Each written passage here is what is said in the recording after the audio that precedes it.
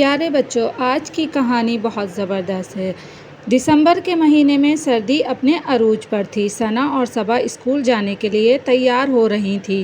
اتنی شدید سردی میں صبح سویرے گھر سے نکلنا بہت دشوار لگتا ہے، مگر بہرحال اسکول تو جانا ہی تھا۔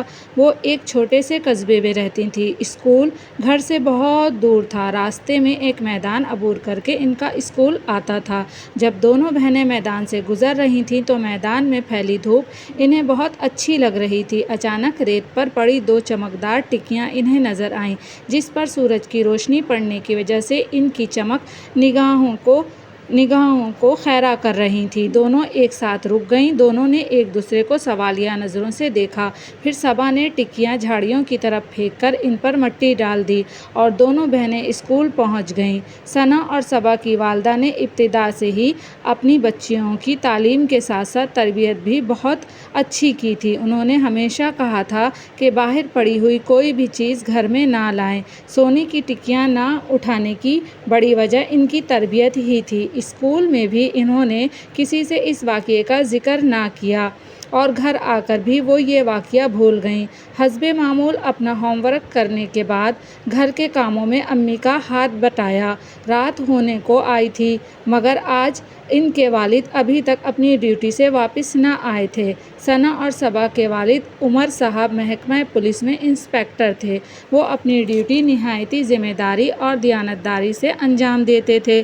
خوش قسمتی سے انہیں تھانے کا عملہ اور SHO صاحب بھی ہم مزاج ملے تھے، اس لیے انہیں اس تھانے میں لوگوں کی خدمت کر کے دلی سکون ملتا تھا۔ آج دیر سے گھر آمد کی وجہ ایک غریب بڑھیا کا چوری کا مقدمہ تھا۔ وہ روتی ہوئی تھانے میں آئی تھی کہ میرے پاس میرے یتیم بھتیجے کی امانت 2 سونے کی ٹکیاں رکھی تھی۔ رات کو کوئی چور دونوں سونے کی ٹکیاں لے اڑا۔ بڑھیا بے تحاشا رو رہی تھی۔ تھانے دار صاحب نے اسی وقت ثنا اور صبا کے والد کی سربراہی میں چور کی تلاش میں ٹیم روانہ کر دی۔ کافی دوڑ دھوپ کے بعد بہت سے مشکوک افراد تھانے لائے گئے۔ ان میں بڑھیا کے گھر چوری کرنے والا بھی موجود تھا۔ اس نے مار سے بچنے کے لیے خود ہی پولیس والوں کے سامنے اعتراف جرم کر لیا، مگر ساتھ ہی یہ بھی کہا کہ چوری میں نے ضرور کی ہے، مگر سونے کی ٹکیاں میرے پاس نہیں ہیں، وہ کہیں گم ہو گئی ہیں۔ اس تمام کارروائی میں بہت رات ہو چکی تھی۔ باقی تمام افراد کو چھوڑ کر اصل مجرم کو حوالات میں بند کر دیا گیا۔ رات کو جب انسپکٹر عمر گھر پہنچے تو ان کی بیوی بہت فکر مند ہو رہی تھی۔ بچیاں انتظار کرتے کرتے سو چکی تھیں۔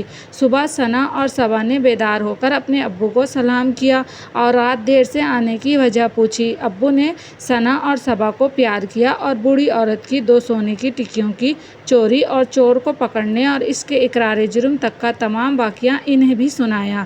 مگر جب چوری کی ہے تو مال کہاں چلا گیا؟ اس نے بتایا نہیں، ثنا نے پوچھا۔ وہ کہتا ہے کہ میں ٹکیاں چرا کر نکلا تو میدان تک وہ میرے ہاتھ میں تھیں۔ میدان میں داخل ہوتے ہی انہیں جیب میں ڈال لیا۔ پھر میں جلدی اپنے ٹھکانے پہنچا۔ وہاں پہنچ کر جیب میں ہاتھ ڈالا تو معلوم ہوا کہ جیب میں بڑا سا سوراخ ہے۔ اشرفیاں راستے میں کہیں گر چکی ہیں۔ الٹے پیر باہر نکلا تو دیکھا سامنے سے پولیس موبائل آ رہی تھی۔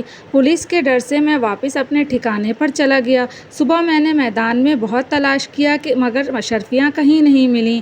ابو اتنا بتا کر خاموش ہو گئے۔ ثنا نے کہا، ابو وہ چور جھوٹ نہیں بول رہا۔ ہاں ابو جی، باجی ٹھیک کہہ رہی ہیں، ہم دونوں جانتے ہیں اشرفیاں کہاں ہیں۔ صبا نے ثنا کی بات کی تصدیق کرتے ہوئے کہا۔ ان کے ابو کو شدید حیرت ہوئی کہ بچیاں کیا کہہ رہی ہیں۔ پھر دونوں نے کل صبح پیش آنے والے واقعے کی تفصیل بتائی۔ انسپکٹر عمر فوراً دونوں کے ساتھ میدان میں اس جگہ پہنچے۔ جھاڑیوں کے پاس دبی ہوئی 2 ٹکیاں مل گئیں سونے کی۔ انسپکٹر عمر سونے کی ٹکیاں لے کر تھانے پہنچے۔ تھانے دار صاحب انسپکٹر عمر کی ایمانداری پر بہت خوش ہوئے۔ انہوں نے بڑھیا کو بلوا کر سونے کی ٹکیاں اس کے حوالے کی اور چور کو آئندہ چوری نہ کرنے کی نصیحت کر کے چھوڑ دیا۔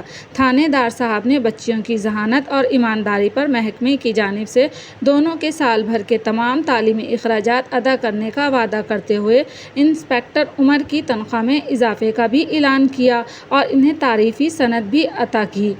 دیکھا بچوں، کتنی مزیدار اور کتنی